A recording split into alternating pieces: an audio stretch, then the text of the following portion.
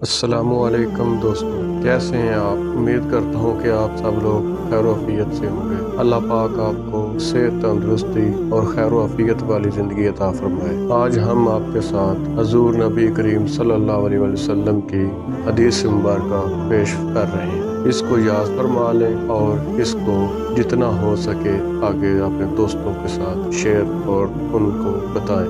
ایک بار آن حضرت صلی اللہ علیہ وسلم لوگوں میں بیٹھے ہوئے ان سے باتیں کر رہے تھے۔ اتنے میں ایک دیہاتی آپ کے پاس آیا اور پوچھنے لگا کہ قیامت کب آئے گی۔ آپ صلی اللہ علیہ وسلم اپنے گفتگو میں مصروف رہے۔ بعض لوگ جو مجلس میں تھے کہنے لگے، آپ صلی اللہ علیہ وسلم نے دیہاتی کی بات سنی لیکن پسند نہیں کی، اور بعض کہنے لگے کہ نہیں، بلکہ آپ نے اس کی بات سنی ہی نہیں۔ جب آپ اپنی باتیں پوری کر چکے تو میں سمجھتا ہوں کہ آپ صلی اللہ علیہ وسلم نے یوں فرمایا، وہ قیامت کے بارے میں پوچھنے والا کہاں گیا؟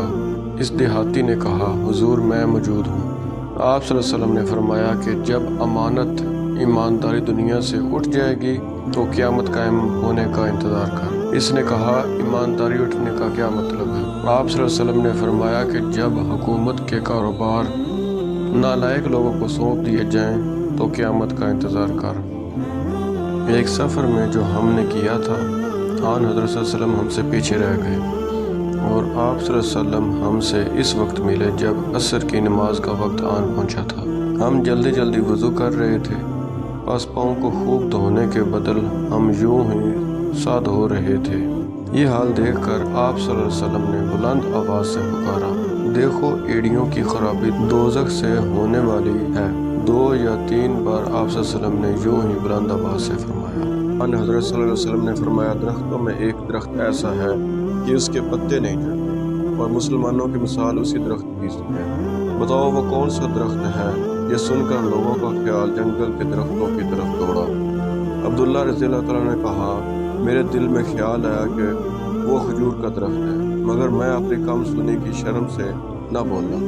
آخر صحابہ نے آن حضرت صلی اللہ علیہ وسلم سے پوچھا کہ وہ کون سا درخت ہے؟ آپ صلی اللہ علیہ وسلم نے فرمایا، وہ کھجور کا درخت ہے۔ ایک مرتبہ آپ صلی اللہ علیہ وسلم نے فرمایا، درختوں میں سے ایک درخت ایسا ہے کہ اس کے پتے نہیں جھڑتے، اور مسلمانوں کی بھی یہی مثال ہے، بتاؤ وہ کون سا درخت ہے؟ یہ سن کر لوگوں کے خیالات جنگل کے درختوں میں چلے گئے۔ عبداللہ نے کہا کہ میرے دل میں خیال آیا کہ بتلا دوں کہ وہ کھجور کا درخت ہے، لیکن وہاں بہت زیادہ بزرگ موجود تھے، اس لیے مجھ کو شرم آئی۔ آخر صحابہ نے عرض کیا، یا رسول اللہ علیہ وسلم، آپ ہی بیان فرما دیجیے۔ آپ صلی اللہ علیہ وسلم نے بتلایا کہ وہ کھجور کا درخت